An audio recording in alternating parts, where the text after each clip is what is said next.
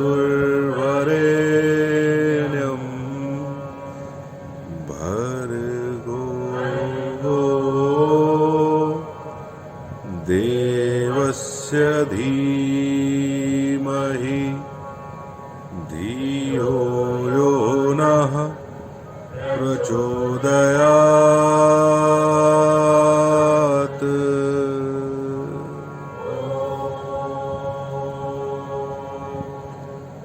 गायत्री मंत्र सब मंत्रों का महामंत्र,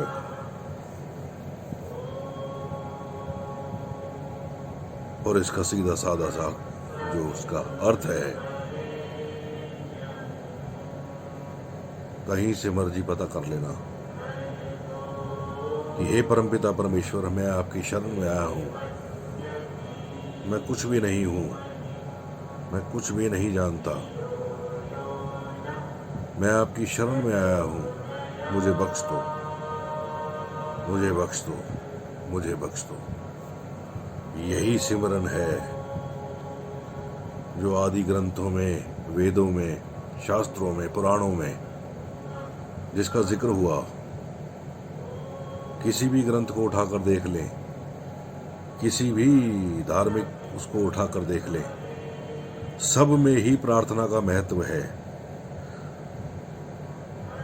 और इसी प्रार्थना का निचोड़ जो है आज के युग में, तू ही निरंकार मैं तेरी शरण हाँ, मैनू बख्श लो। टोटली सरेंडर, टोटली सरेंडर इस मालिक निरंकार के आगे, इस परमपिता परमेश्वर के आगे।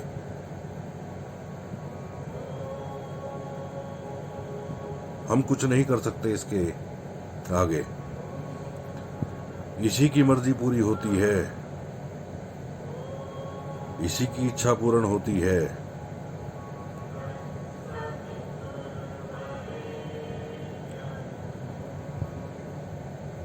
आज देख रहे हैं कोरोना का जो प्रकोप हर जगह फैला हुआ है।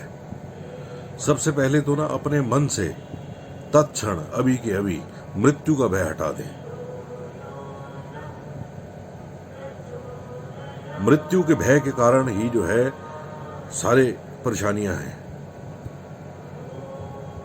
जब पता है मरना है, शरीर को छोड़ देना है एक दिन, आज नहीं तो कल, नहीं तो परसों, नहीं तो 2 साल बाद, 10 साल बाद, 20 साल बाद, एक चीज पता है कि छूटनी है। जब जब मृत्यु का भय होगा ना, तब तक ये जो है परेशानियां जो है कहीं मन को बेचैनी का कारण जो बना देती है। मृत्यु के भय को मन से हटा दें कि जब मालिक निरंकार ने लेना होगा, ये केले के छिलके पर भी पैर स्लिप हो जाएगा और हम शरीर छोड़कर चले जाएंगे।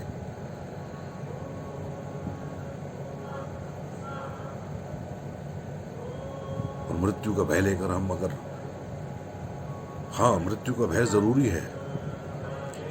मैं अक्सर कई बार मैंने एक बात बोली है कि जब जब भी हमारे को अपनी मृत्यु के एहसास होगा, हमने मरना है, तब तक जो है हमारे को ब्रह्म ज्ञान जो है वो चेते रहेगा।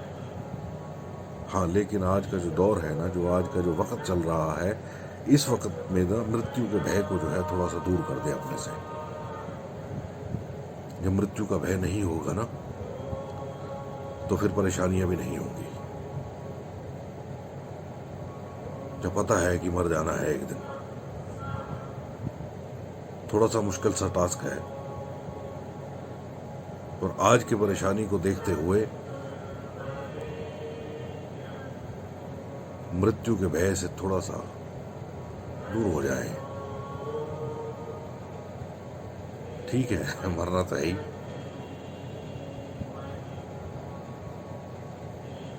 सहज स्वीकार करें, सहज स्वीकार करें, सहज स्वीकार करें।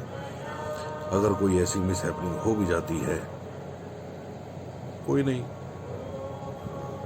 सबने जाना है।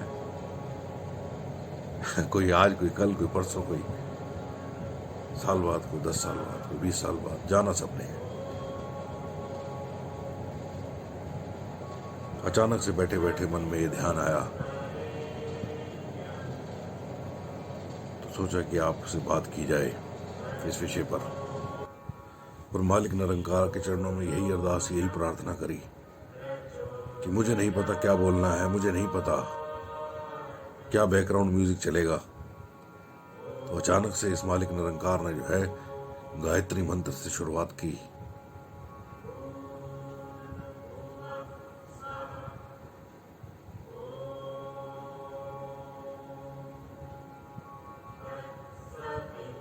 थोड़ा सा हल्का फुल्का सा कर लें अपने आप को यार,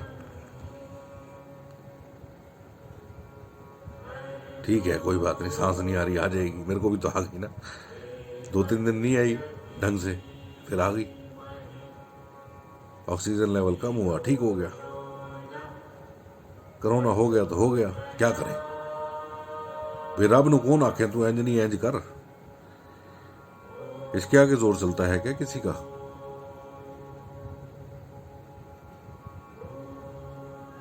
बस सिर्फ और सिर्फ अरदास ही बनती है, प्रार्थना ही बनती है, सच्चा पातशाह आप कृपा करो, ये जो वक्त है इसको सहज में जो है यार, ये हमारा पिता है, ये निरंकार जो है ये हमारा गलत नहीं चाहता, कभी भी गलत चाह ही नहीं सकता। जब हम इसको सौंप देते हैं फिर ये गलत नहीं करता अपने बच्चों के साथ। कहने सुनने में बहुत आसान से लगती हैं ये बातें, लेकिन जब वो एक छोटे बच्चे को वो पूरा भरोसा होता है, उसको भरोसा क्या, उसको ज़हन में भी नहीं होता दूर दूर तक, छोटे बच्चे को एक उछाल रहा होता है पिता, उसके ख्वाबों ख्याल में भी नहीं होता कि मैं गिर जाऊंगा, दिमाग में भी बात नहीं आती है वाली। तो ये कहाँ गिरने देगा हमें यार, ये परमपिता परमेश्वर इतनी बड़ी सत्ता।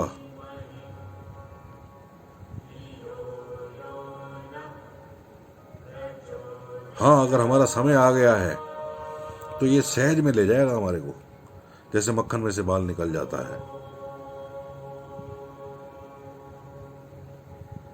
हमें क्या पता किस किस परेशानियों से हमें बचा रहा है, किस किस खर्चों से हमें ये बचा रहा है मालिक निरंकार।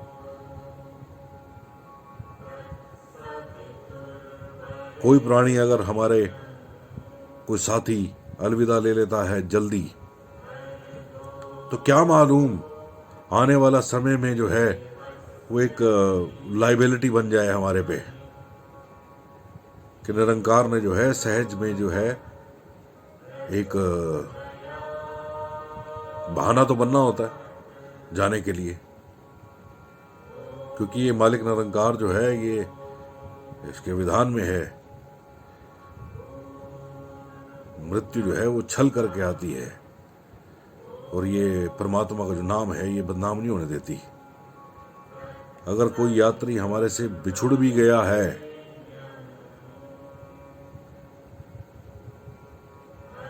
तो उसके पीछे परमात्मा का कहीं ना कहीं लॉन्ग टर्म में कारण होता है, जो हमारे को बाद में समझ आता है।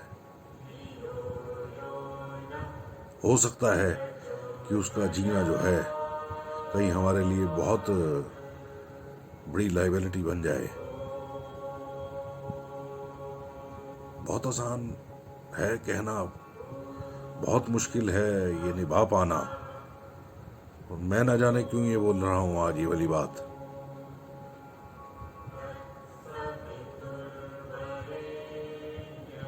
इस मालिक निरंकार पे भरोसा रखें, कायम रखें अपना भरोसा कि ये जो कर रहा है ये ठीक कर रहा है, इससे बेहतर कोई कर नहीं सकता, और ये मेरा परमपिता परमेश्वर मेरी जो है पग पग पर लाज रखेगा।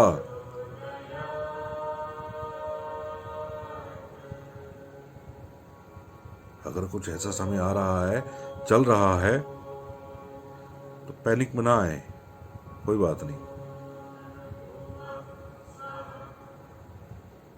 जब करने वाला यही है, विवेक शौक जी के वो विचार कि तुझसे बेहतर कोई कर नहीं सकता, तो करना तूने है और तू हमारा पिता है, तो हमारा गलत कैसे कर देगा?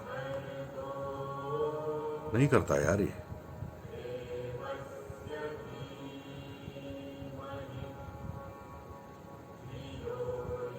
सिर्फ और सिर्फ इस मालिक निरंकार पे भरोसा रखें, भरोसा कायम रखें।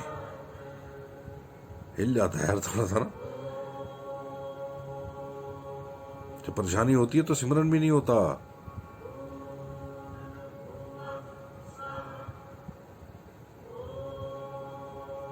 शैतान जो था ना, शैतान अल्लाह को, परमात्मा को, गॉड को, निरंकार को प्रॉमिस किया उसने कि जो जो भी तेरी राह पर चलेगा ना, सबसे पहले मैं टांग अड़ाऊंगा, देखता हूं कैसे भक्ति करता है तेरी कोई।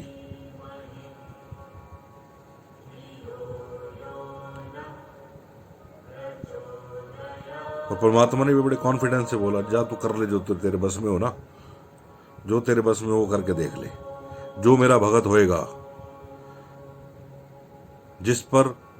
जिसको मुझ पर पूरा विश्वास होएगा, कुछ नहीं कर सकता, जो मर्जी कर ले, कुछ उखाड़ नहीं सकता तो उसका उखाड़ के देख ले।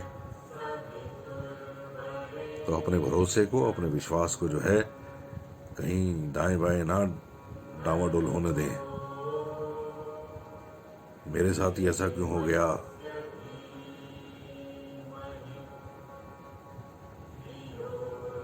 अभी कुछ दिन पहले एक पोस्ट मैंने डाला,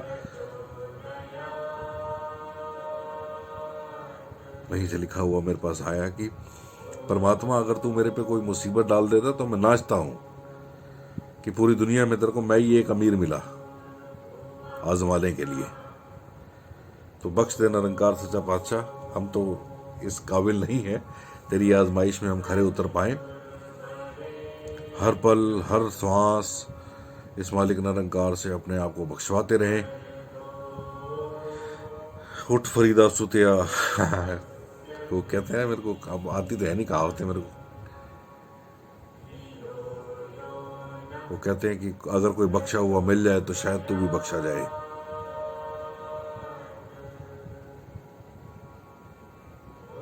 तो हर श्वास, हर पल इस मालिक निरंकार से जो है हम बख्शवाते रहे, सिमरन करते रहे। चाहे गायत्री मंत्र सुने, चाहे कुछ भी सुने, उसका मकसद जो है, मेन जो है कि जिथे बह के रब ना भूले वड्डी था वड्डा स्थान। अगर गायत्री मंत्र सुन के हमारा मन परमात्मा से जुड़ जाता है तो इससे बढ़िया क्या बात है। अगर कोई शब्द सुन के हमारा मन परमात्मा से जुड़ जाता है तो उससे बढ़िया क्या बात है। अगर कोई मूवी में कोई सीन देख के अगर परमात्मा से हमारा मन जुड़ जाता है तो उससे क्या बेहतरीन बात है। अगर मंदिर में घंटी बज रही है, हमारा ध्यान परमात्मा की तरफ जुड़ जाता है तो उससे बेहतरीन क्या बात है। अगर अजान की आवाज हमारे कानों तक आ रही है, उसको सुन के अगर परमात्मा की तरफ हमारा ध्यान जुड़ जाता है तो उससे बेहतरीन कोई बात ही नहीं है।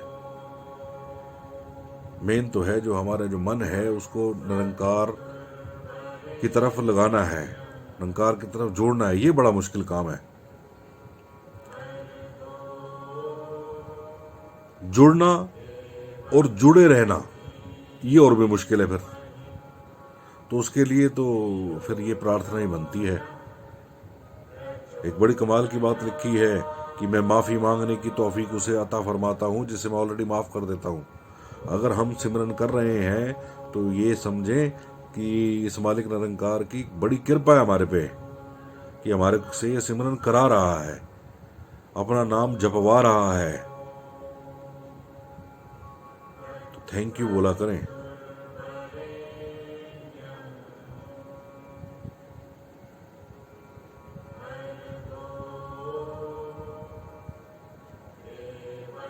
हर सांस जो है इस मालिक निरंकार का एहसास बना रहे, और जितने भी श्वास बचे हैं इस आखिरी जन्म के, हर श्वास जो है इस मालिक निरंकार के ध्यान में लगा रहे। कि राज माता जी बोलते थे कि दूध फुट दे ते बुध फुट देना कब पता नहीं चलता। तो हमेशा डर के रहें इस मालिक निरंकार से। ये हर समय हमें देख रहा है, हमारी हर एक्टिविटी पर इसकी नज़र है। इसे मालूम है हम कितना सिमरन कर रहे हैं। सदगुरु को भी मालूम है और निरंकार को भी मालूम है। सिर के बाल है, सिर के बाल कितने अनगिनत रूप में होंगे, करोड़ों अरबों में होंगे। कोई अपना सिर का बाल उठा के खींच के देख ले, कहीं से भी उठा कर देख ले, खींच कर देख ले, बराबर दर्द होएगा, बराबर दर्द होएगा। सबूत है इस बात का कि मालिक निरंकार की निगाह में हम हैं। अगर हम सिमरन कर रहे हैं, इसको याद कर रहे हैं, तो इसको मालूम है कोई भी बाल खींच ले, कोई भी एक सिंगल बाल, दर्द होएगा बराबर। तो इस बात को अपने दिल दिमाग जहन में बिठा लें कि अगर हम सिमरन कर रहे हैं, इससे प्रार्थना कर रहे हैं, तो ये हमारी प्रार्थना को कबूल कर रहा है, ये हमारी प्रार्थना को सुन रहा है। छोटा सा उदाहरण देख लें, करोड़ों बाल, एक भी बाल उठाकर खींच लें, बराबर दर्द होएगा। बस जो मेरे मन में आ जाता है मैं बोल देता हूँ, यही कहना था। मिलते रहेंगे, बात करते रहेंगे। दुआओं में याद रखना यार, जिंदगी रही तो मिलते रहेंगे।